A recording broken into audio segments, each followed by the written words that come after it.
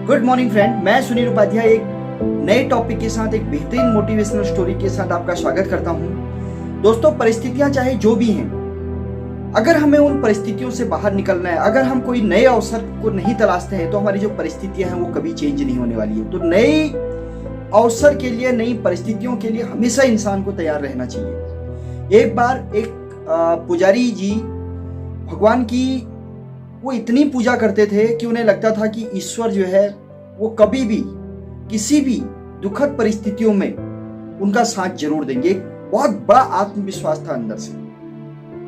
तो हुआ क्या कि एक बार उस गांव में बहुत बड़ी बाढ़ आ जाती है और जो मंदिर था वो मंदिर भी कहीं ना कहीं पानी में डूबने लगता है। तो जब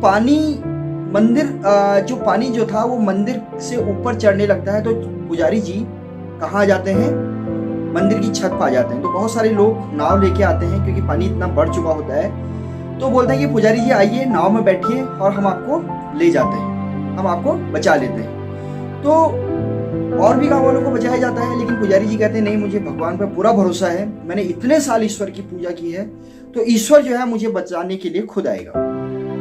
तो नाव वाले चले जाते हैं। अब होता क्या है कि जो पानी जो था, अब जब वो छत को भी क्रॉस करने लग गया, तो पुजारी जी और ऊपर जो है, छत से ऊपर होता है ना मंदिर का, उस पे जो है गुंबद जिसको बोलते हैं, उस पे चढ़ जाते हैं। तो जब पानी वहां पर भी आने लगता है, तो हेलीकॉप्टर के थ्रू पुजारी जी को नीचे सीढ़ियों के थ्रू ऊपर लाने की कोशिश की जाती है और उनको बोला जाता है कि पुजारी जी आ जाइए, अब तो आ जाइए, अब कोई ऑप्शन नहीं है। पुजारी जी कहते हैं नहीं, मैंने ईश्वर की इतने साल पूजा की है और 100% वो मेरे को आने वाले हैं बचाने के लिए और वो मुझे बचाएंगे, ये उनका कर्तव्य होता है।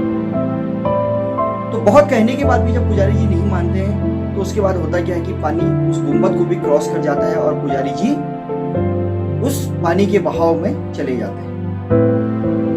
तो जब पुजारी जी स्वर्ग में पहुंचते हैं, तो बहुत नाराज होते हैं, भगवान से बोलते हैं कि हे ईश्वर, मैंने इतने साल आपकी पूजा की, इतने साल आपकी जो है आराधना की, और उसका मुझे क्या परिणाम मिला? आप मुझे बचाने नहीं आ पाई। तो ईश्वर ने कहा कि वो नाव किसने भेजी थी? वो भी एक अवसर था तुम्हारे पास बचने के लिए। वो हेलीकॉप्टर किसने भेजा था? वो भी एक अवसर था आपके पास बचने के लिए। वो सब मैंने ही तो भेजा था।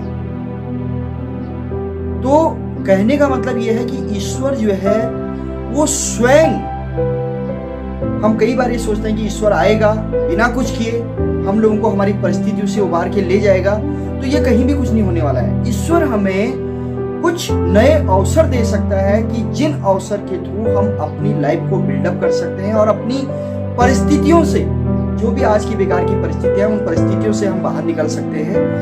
तो वो एक अवसर देता है, उस अवसर को पहचानना, उस अवसर पे काम करना, ये हमारी जिम्मेदारी बनती है, तभी हम लोग जो है आगे बढ़ सकते हैं।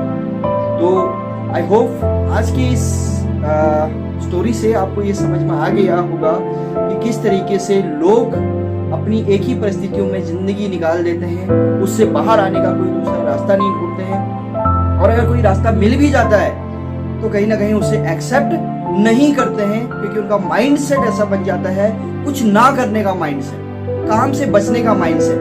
तो आप सभी लोग, जितने भी लोग इस स्टोरी को सुन रहे हैं, ये ईश्वर के थ्रू अगर आपके पास कोई अवसर आता है तो उससे देखिए। आज बहुत सारे ऑप्शन है हमारे पास, फोन से लेके बहुत सारी चीजें हैं जिसके थ्रू हम खुद चेक कर सकते हैं कि कौन सा अवसर आपकी जिंदगी में बहुत कुछ कर सकता है। तो उस अवसर को पहचानिए और उस पर काम करना शुरू कीजिए।